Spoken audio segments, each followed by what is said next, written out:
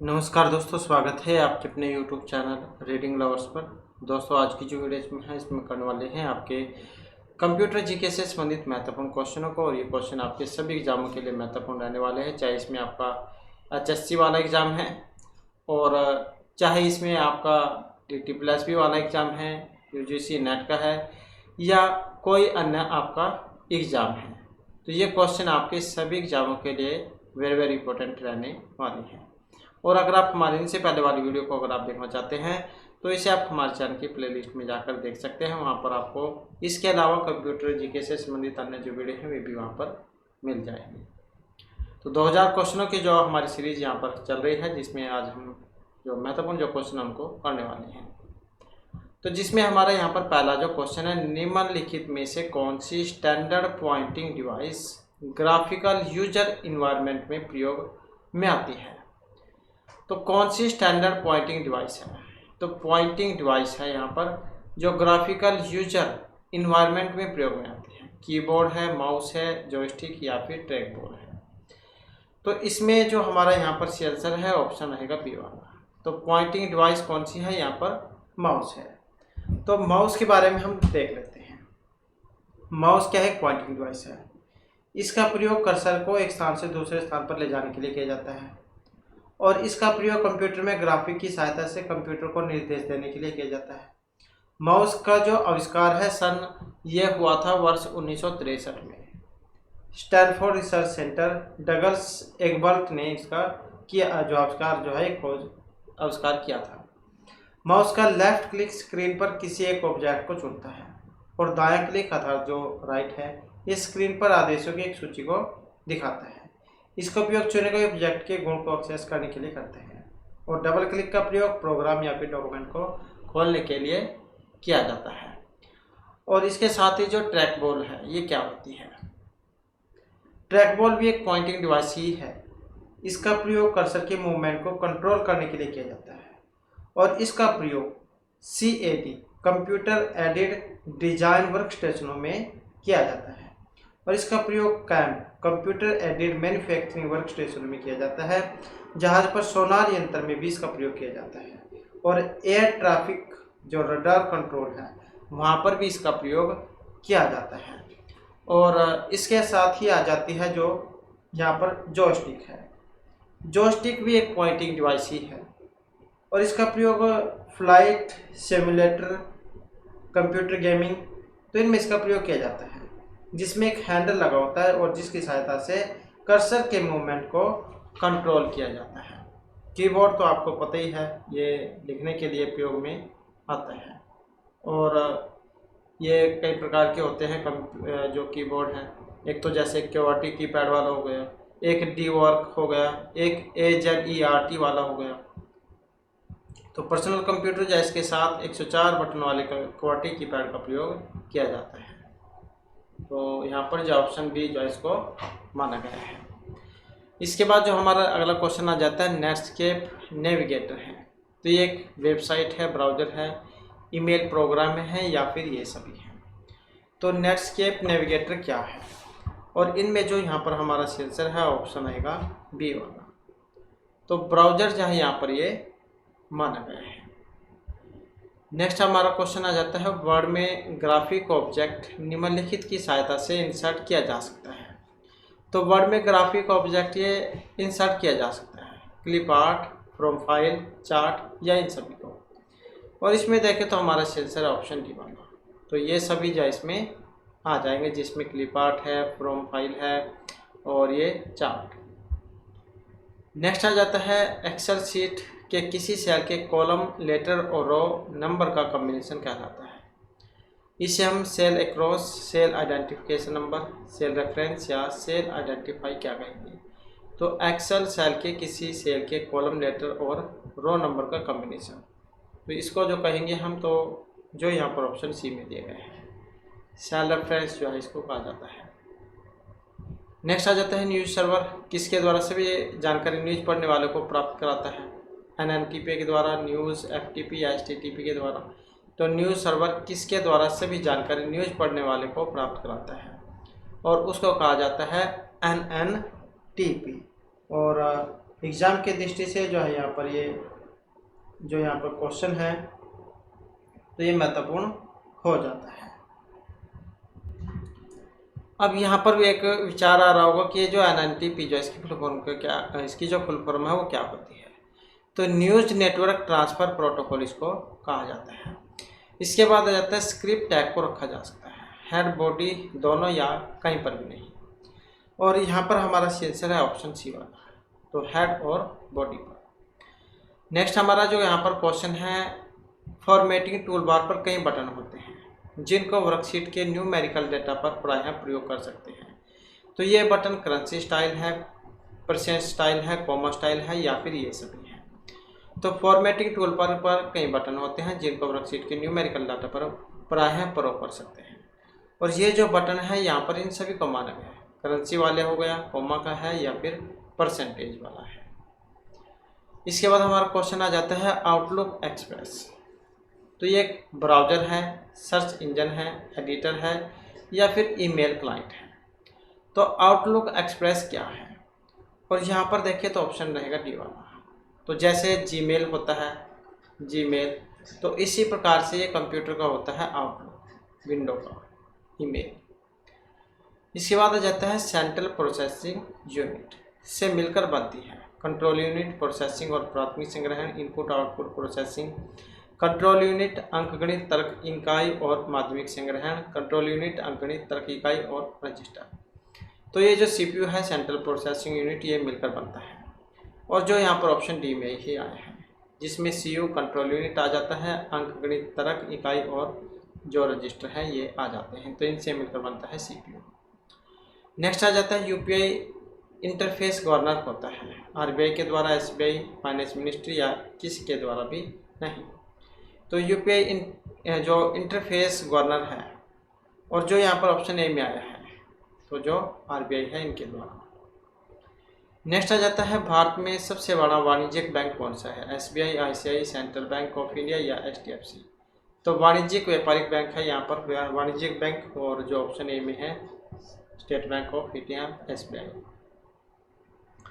इसके बाद हमारा क्वेश्चन है आप किसी कंप्यूटर में रिमोट लॉगिन कर सकते हैं, टेलीनेट, एफटीपी, एचटीटीपी या किसी के द्वारा भी नहीं। तो रिमोट लॉगिन कर सकते हैं और ये काम हम कर सकते हैं टेलीनेट के द्वारा, जो यहाँ पर ऑप्शन ए में दिया गया है। इसके बाद क्वेश्चन आ जाता है आईपी एड्रेस।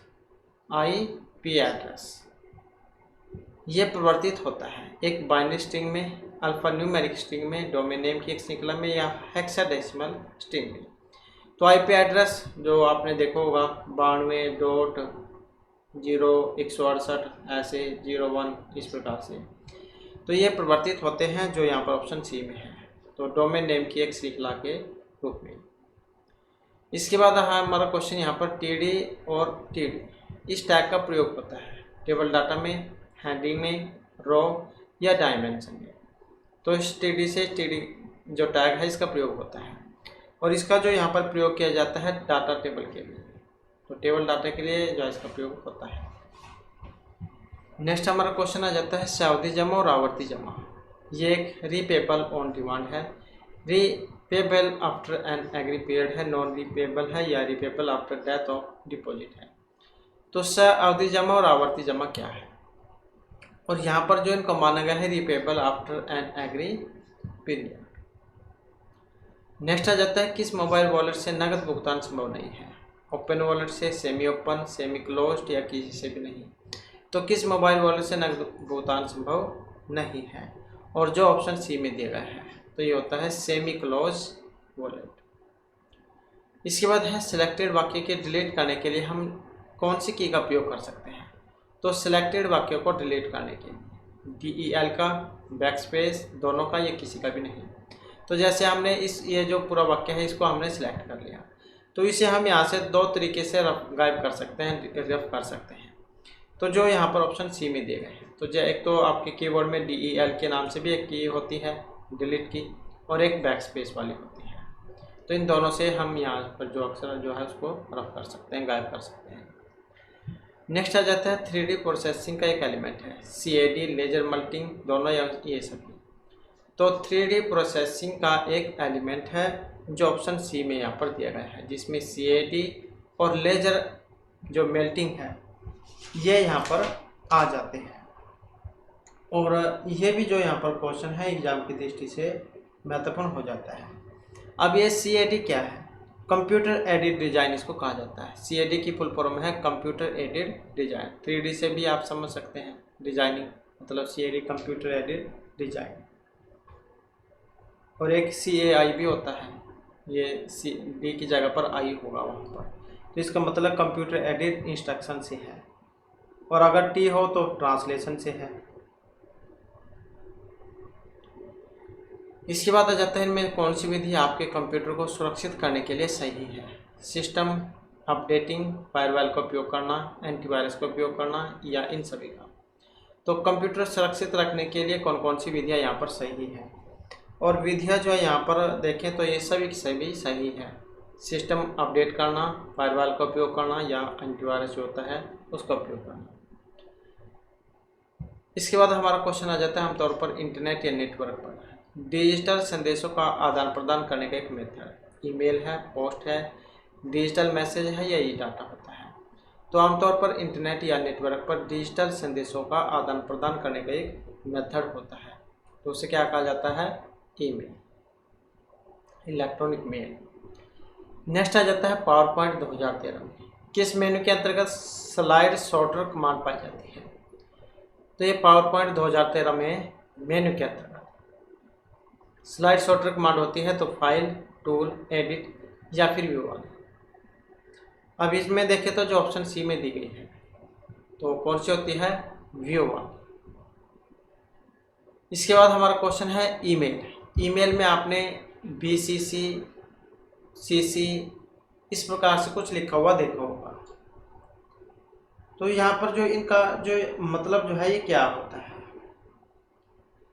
अब CC जो है इसका मतलब कि अगर हम बात करें तो कार्बन कॉपी जो है इसको कहा जाता है, जो ऑप्शन बी में यहाँ पर दी गई है।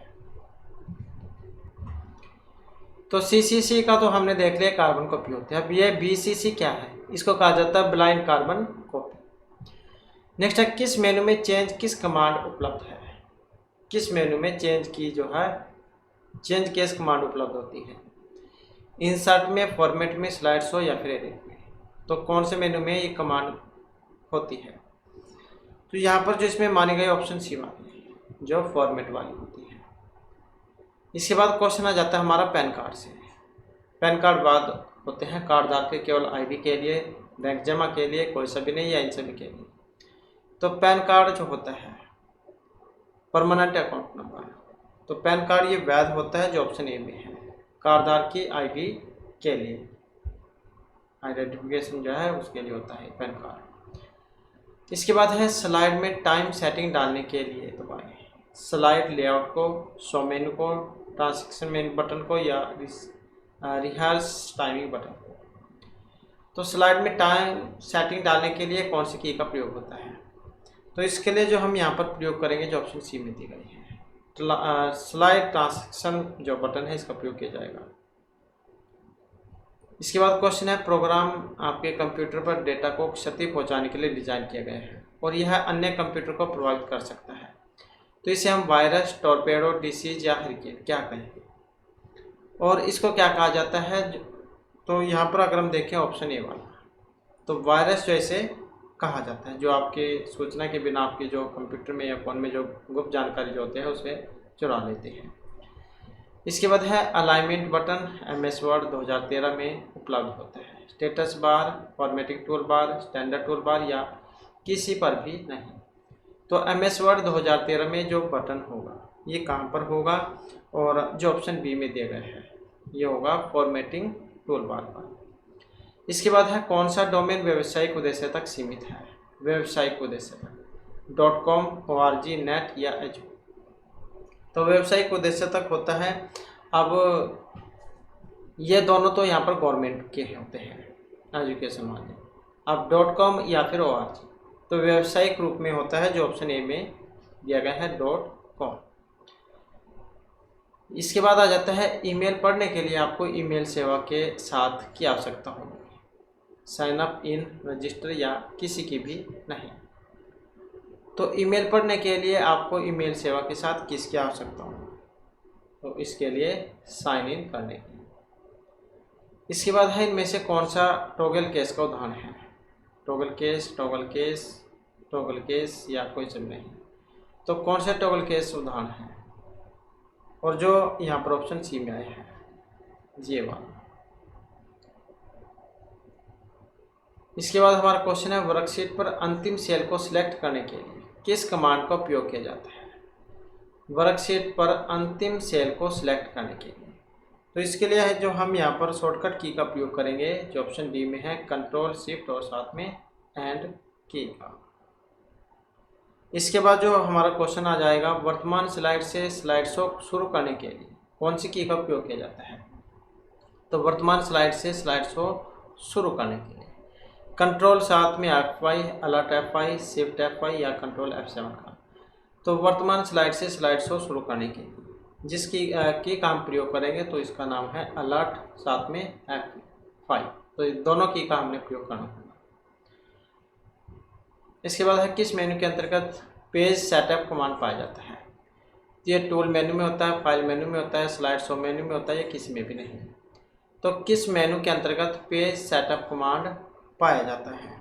और जो यहाँ पर ऑप्शन बी में दिया गया है तो किस मेन्यू के अंतर्गत पेज सेटअप कमांड होता है? तो ये हुआ फाइल मेन्यू के अंतर्गत। इसके बाद आ जाता है IPO, इसकी फुल फॉर्म होती है। तो इसकी फुल फॉर्म की बात करें तो इनपुट प्रोसेस आउटपुट इसको कहा जाता है, इनपुट प्रोसेस आउटपुट। इसके बाद जो हमारा क्वेश्चन आएगा जब MS वर्ड लोड होता है तो स्क्रीन पर प्रदर्शित डॉक्यूमेंट नेम होगा, डॉक्यूमेंट 1, डॉक्यूमेंट डॉक 1 या डॉक्यूमेंट नेम प्रदर्शित होगा। जब MS वर्ड लोड होता है तो स्क्रीन पर प्रदर्शित डॉक्यूमेंट नेम होगा, डॉक्यूमेंट 1 वाला। इसके बाद क्वेश्चन आ जाता है निम्नलिखित में से ट्रस्ट सील का एक उदाहरण नहीं है।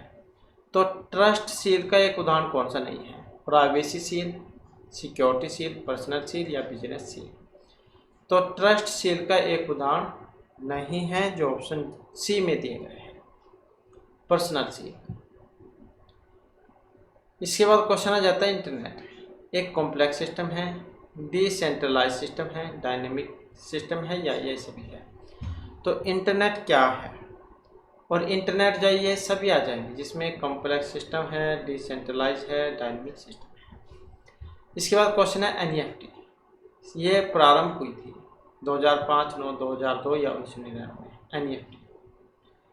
और NFT जो शुरू हुई थी ये 2005 जो है इसमें ये शुरू हुई थी। और इसकी अगर फुल फॉर्म की बात करें तो क्या होती है और इसको क्या कहा जाता है? इसको कहा जाता है नेशनल इलेक्ट्रॉनिक फंड ट्रांसफर। इसके बाद है आजकल ज़्यादातर प्रयोग में आने वाला input device motherboard, keyboard, CPU या सिस्टम यूनिट है। तो ज़्यादातर प्रयोग में आने वाला इनपुट डिवाइस कौन सा है? और जो ऑप्शन सी में दिया गया है तो ये कीबोर्ड। इसके बाद है 8 बिट के समूह को बाइट, वर्ड, रिकॉर्ड या फाइल। तो 8 बिट का जो समूह है इसे क्या कहेंगे? और इसको बाइट कहा जाता है। इसके बाद क्वेश्चन आ जाता है सॉफ्टवेयर जो www वर्ल्ड वाइड वेब पर वेब पेज व्यू करने के लिए प्रयोग में होता है। इसे हम वेब रीडर, सर्वर, ब्राउज़र या कोई सा भी नहीं तो क्या कहेंगे? सॉफ्टवेयर जो वर्ल्ड वाइड वेब पर वेब पेज व्यू करने के लिए प्रयोग में आता है तो इसको वेब ब्राउज़र कहा जाता है। इसके बाद है वर्कशीट की लंबवत और क्षैतिज रेखाओं को कहेंगे। तो लंबवत और क्षैतिज जो रेखाएं हैं sheet line, grid line, block line या ये सब, तो क्या कहा जाएगा इन्हें? Grid line. नेक्स्ट है निम्नलिखित में कौन सा ग्राफिकल पैकेज है? Corel Draw, MS Word, MS Excel या कोई सा भी नहीं। तो ग्राफिकल पैकेज है और जो ऑप्शन ए में दिया गया है कौन सा? Corel Draw. इसके बाद है सेव एज डायलॉग बॉक्स का उपयोग होता है फाइल को प्रथम बार सेव करने के लिए, फाइल को कुछ अन्य नाम से सेव करने के लिए, फाइल को MS वर्ड के अतिरिक्त अन्य फॉर्मेट में सेव करने के लिए या इन सभी के लिए।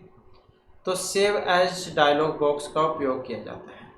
तो इसके लिए जो हम प्रयोग में करेंगे जो ऑप्शन डी में दिए गए हैं, अर्थात प्रथम बार सेव करने के लिए फाइल को जो आपने नाम दिया है कुछ अन्य नामों से हम दे सकते हैं, और MS वर्ड के अतिरिक्त अन्य फॉर्मेट में सेव करने के लिए। इसके बाद यदि आप सिलेक्टेड टेक्स्ट को कॉपी करना चाहते हैं तो कौन से बटन का प्रयोग करेंगे, मूव का, डुप्लीकेट, कॉपी या कट का। सिलेक्टेड टेक्स्ट को कॉपी करना चाहते हैं तो इसके लिए जो प्रयोग में आएगा कॉपी वाले का।